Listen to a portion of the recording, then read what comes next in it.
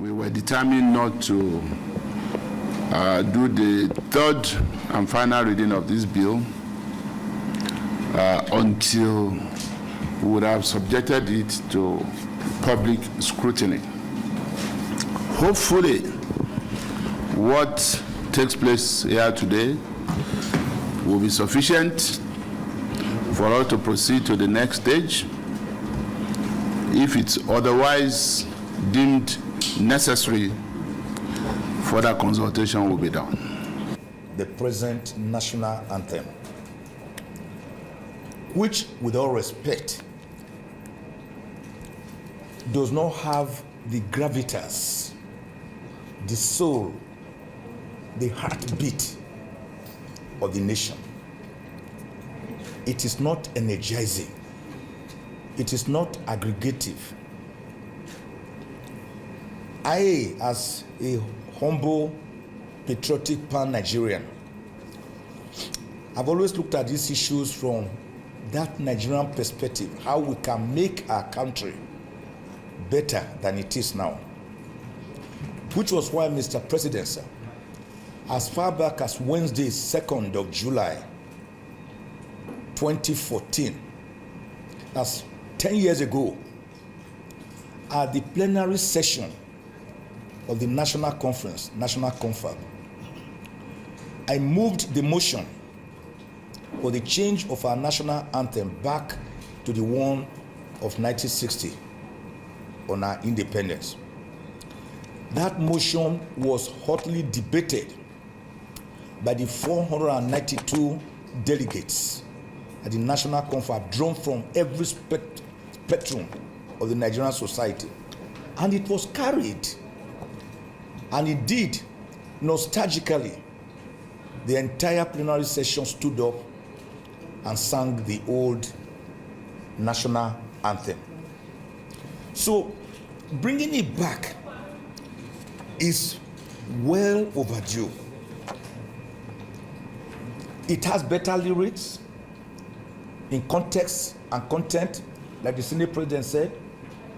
It is better than the other one. As I end this, sir, looking at the beautiful lyrics and the meaning, I want you to listen to the meaning. Nigeria, we hate you, we greet you.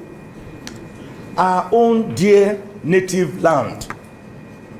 Our own dear native land. This is our land. We don't have any other.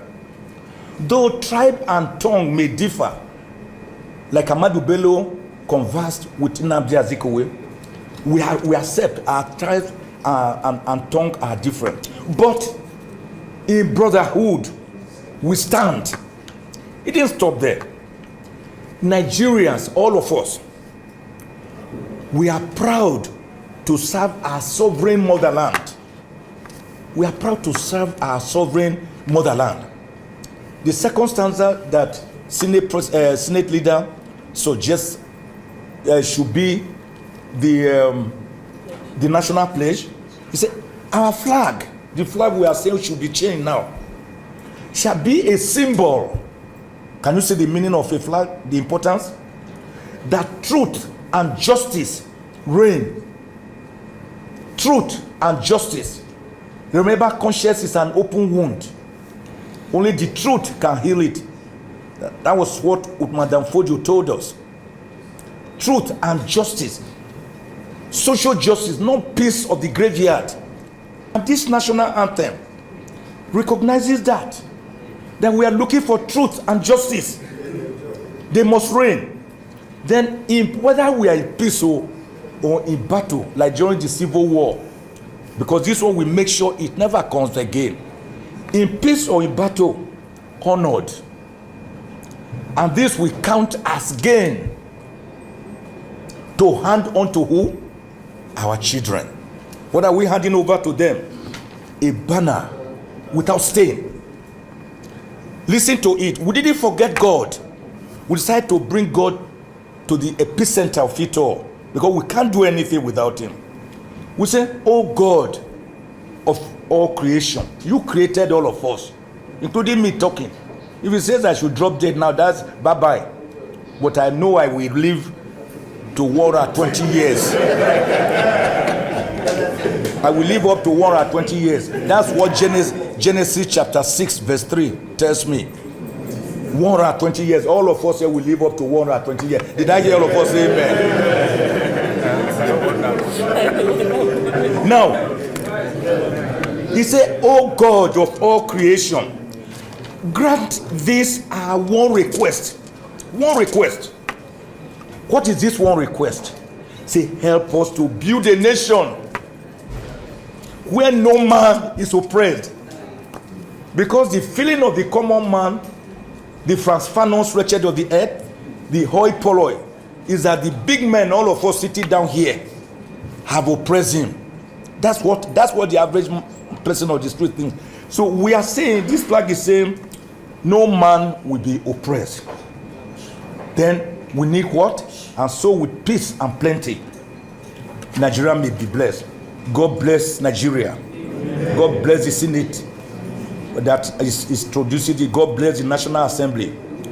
The whole national anthem of Nigeria, we heard it.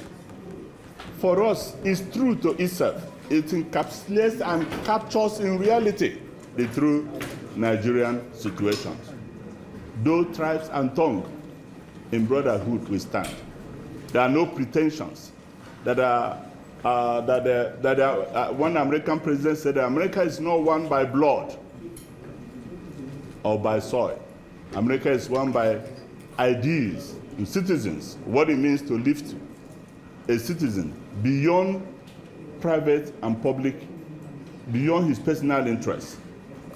And so, yes, we are of different parentage, we are different tribes, we are different religions, but that old ancient anthem made us to understand that, look, irrespective of those who are primordial differences, in brotherhood we stand. If a foreigner can give us what speaks to our mind, what brings us together, what instills in us that spirit of patriotism, I think we should go back to it. So I support this bill holistically, and I urge Nigerians to welcome them.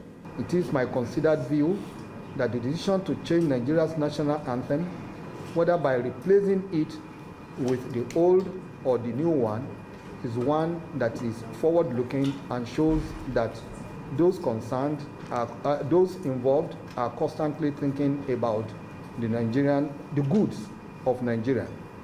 However, I believe that it should be subjected to a wider process of citizen participation. I think it's important for posterity's sake, for members of the public to understand that this is a bill and not the amendment of the Constitution. The procedure for a bill is that it's sponsored by the Senate leader at first, and once it is sponsored, there's a first reading on the floor of the Senate. Then there's a second reading where a debate is taken on the floor of the Senate. That debate has already occurred.